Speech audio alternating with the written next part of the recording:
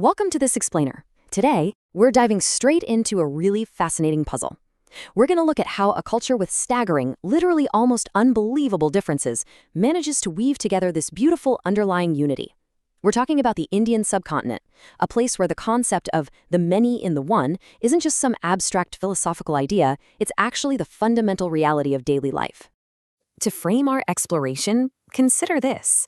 Over a century ago, the British historian Vincent Smith posed a brilliant question. He looked at the vast cultural landscape of India, and honestly, he was completely baffled. He wondered, how could anyone possibly make sense of such bewildering diversity? But as he realized, the answer to that massive mystery actually lies in a profound, deep-seated unity hiding right beneath the surface. To really wrap your head around the sheer scale of this awe-inspiring puzzle, consider this. India is home to over 1.4 billion people. That represents roughly 18% of the entire global population. When you've got that many human beings sharing a single national boundary, a massive variety of landscapes, customs, and traditions isn't just likely, it's pretty much guaranteed. Okay, let's look a bit deeper.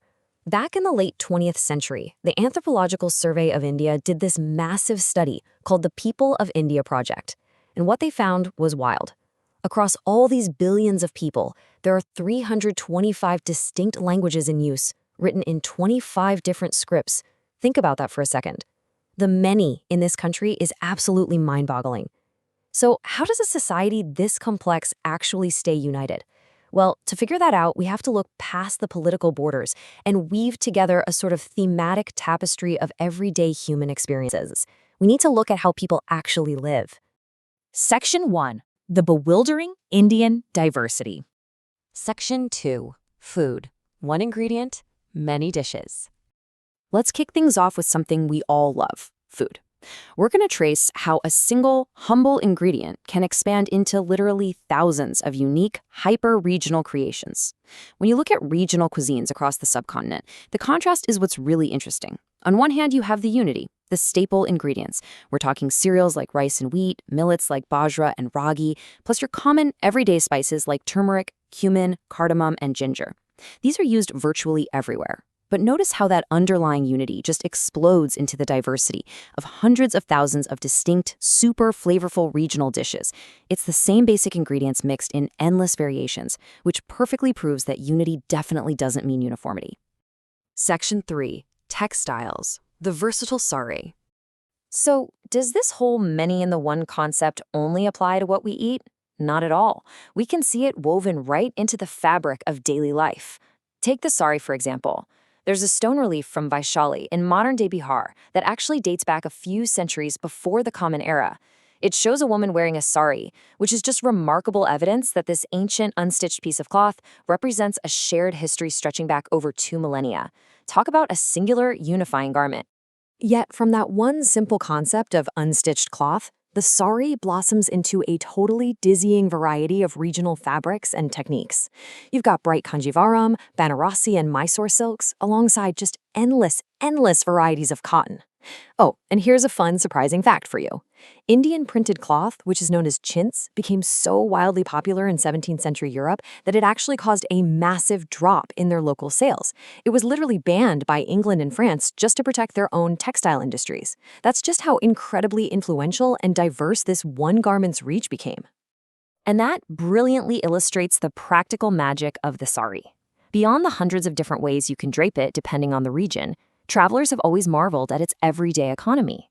One simple, unified length of fabric can be effortlessly transformed into a cozy little baby hammock hung right from a tree, or even repurposed into a practical agricultural tool for winnowing grain.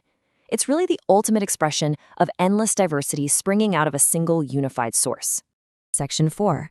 Festivals. Many names, one celebration. Moving on from the clothes we wear, what about how we celebrate the passing of time and the changing of the seasons?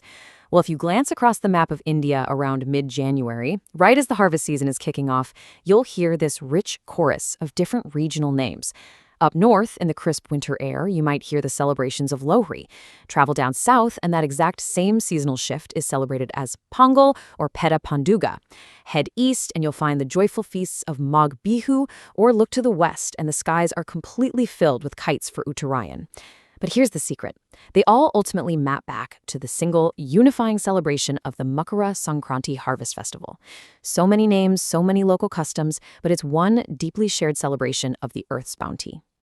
Section 5. Literature. The epic spread. Finally, this brings us to the rhythmic poetry and the stories we tell. Let's look at how a single ancient narrative can branch out and literally grow into an entire literary forest. It is absolutely astonishing to think that the Panchatantra, which is a single 2,200-year-old Sanskrit collection of animal fables meant to teach life skills, has generated an estimated 200 adaptations. And we're not just talking local adaptations. They exist in more than 50 languages globally, traveling all the way to Southeast Asia, the Arab world, and even Europe. It's one deeply unified text that branched out into 200 incredibly diverse traditions. And we see this exact same phenomenon with India's massive epics, the Ramayana and the Mahabharata. The core Sanskrit originals are completely unified, clocking in at roughly 7,000 pages. But over 2 millennia, they've evolved into countless regional variations. Just as an example, scholars have found over 100 folklore versions of the Mahabharata in the state of Tamil Nadu alone. Even tribal communities, like the Irulas in the Nilgiris, maintain their own highly localized shrines and legends that connect their immediate local history to these giant overarching epics. Section 6. The many in the one. So, the absolutely crucial takeaway here is this. India's bewildering differences, the 325 languages, the endless regional dishes, the varied textiles, and those super localized festivals, they aren't a sign of fragmentation at all. Rather, they're anchored by these deep, unbreakable threads of shared cultural experiences. The one provides the strong foundation, and the many provides all the vibrant color. As we wrap up this explainer, I want to turn this concept over to you. Whether you live in India or anywhere else in the world, I invite you to take a really close look at your own culture. Ask yourself, where might you find your own beautiful unity hiding right within the loud, colorful diversity of everyday life? Keep exploring, keep questioning, and I'll catch you in the next explainer.